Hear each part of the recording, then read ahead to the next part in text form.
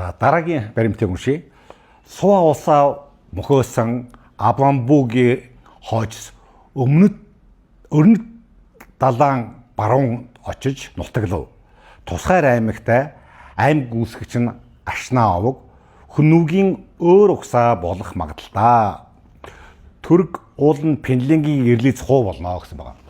За тэгэхээр энэ бол нийтийн он тооллыг 2 дугаар зууны үед ихэнх үед бол энэ Сува улсыг үүсгэсэн энэ Абамбунгийн хойч хөөгдөөд Сува улсын үндсэн ухаан маань үлдээд судаг бичснээс тэгээд чанга урагшаага явж Хөхнөөрөө очив. Хөхнөөрийг бол дунд орны их сурвалжд бол өрнөт далаа гэдэг.